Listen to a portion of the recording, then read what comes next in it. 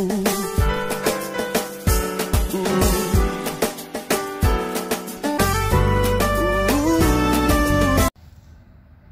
à tous et bienvenue sur notre chaîne de partage et d'édification. Mon nom est Sorel B. J'aimerais encore ce jour partager avec vous le thème l'évangélisation comme style de vie. Évangéliser, c'est quoi? Évangéliser, c'est témoigner de Christ, porter le message de l'évangile au monde entier, le message du salut au monde entier, témoigner de Jésus-Christ et de ses bontés dans nos vies. C'est ça, évangéliser. Comment pouvons-nous l'associer à notre style de vie, à notre mode de vie? Déjà, en le prenant simplement par notre caractère, par notre comportement, nous pouvons évangéliser parce que nous sommes, par notre talent, par notre sourire, par notre bonne humeur, notre joie. Ce que nous devons savoir premièrement, c'est que l'évangélisation, c'est un peu comme faire du marketing. Vous allez remarquer dans une entreprise, aucune action n'est posée au hasard. Pourquoi? Parce qu'ils ont pour mission ou alors ils ont pour devoir, pour objectif de vendre une marque, de vendre un produit. Alors ils mettent toutes des stratégies sur pied, ils mettent des stratégies en œuvre pour que l'objectif soit atteint. De la même manière, nous chrétiens également, nous devons rien faire au hasard. Aucune action dans notre vie ne doit être posée au hasard. Pourquoi? Parce que nous sommes des ambassadeurs du royaume. Ambassadeurs du royaume, nous sommes comme des commerciaux pour le royaume des cieux, c'est-à-dire nous sommes amenés à porter le message de l'évangile au monde. Le produit que nous portons au monde, c'est quoi? C'est le salut. C'est le salut que nous portons au monde. Et comment le faire justement? Le faire de façon stratégique, de façon simple, c'est justement l'adapter à notre mode de vie. C'est-à-dire, chaque chose et chaque action que nous posons quotidiennement doit être calculée pour un seul but, atteindre une seule personne au moins par jour. C'est-à-dire, lorsque je décide de sourire, mon sourire doit avoir pour objectif d'impacter quelqu'un.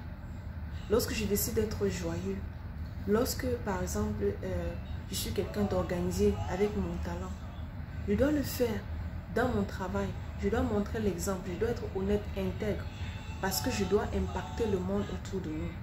En réalité, le monde doit d'abord voir Christ en nous. Christ en nous. Et c'est la meilleure façon et la plus grande manière d'évangéliser. Lorsque le monde voit Christ en vous. Si vous êtes quelqu'un de tempéré, patient, et que les gens ont tout le temps envie de vous mettre en colère, à vous exciter à la haine, et que vous êtes toujours en train de témoigner de l'amour, les gens vont se poser des questions. Ils vont chercher à savoir qu'est-ce qui fait de vous cette personne particulière que vous êtes. Si vous êtes tout le temps joyeux, tout le temps souriant, les gens vont s'interroger et demander, mais vous n'avez pas de problème dans votre vie? Et vous allez simplement dire que non, en fait, c'est Christ qui fait ça en moi.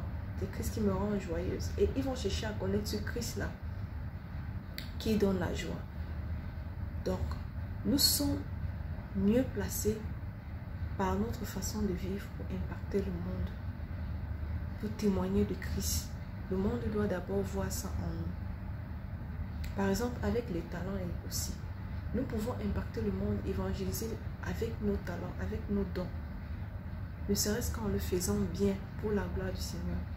La Bible dit dans 1 Corinthiens 10, 31 que quoi que vous fassiez, faites-le pour la gloire de Dieu. Faites-le pour la gloire de Dieu. Ça veut dire qu'aucune action dans notre vie ne doit être faite au hasard, ne doit être posée au hasard. Parce que nous-mêmes, nous ne sommes pas le fruit du hasard. Nous sommes le fruit planifié et calculé de Dieu. Nous sommes le projet de Dieu pour la nation. Et Dieu nous a établis pour une œuvre particulière, c'est-à-dire témoigner et apporter le salut au monde entier. Donc, j'aimerais vous encourager aujourd'hui, si vous pensiez qu'évangéliser est quelque chose de difficile ou alors de trop compliqué à faire, j'aimerais vous encourager à changer justement votre pensée, changer votre façon de voir la chose et penser que c'est facile. Paul dit que si l'évangélisation pour nous, nous le faisons de bon cœur, il sera facile. Mais si nous ne faisons pas de bon cœur, ça sera comme un fardeau lourd pour nous à peser. Alors il ne faut pas que l'évangélisation soit comme un fardeau pour nous. Il faut pas que l'évangélisation soit quelque chose de lourd.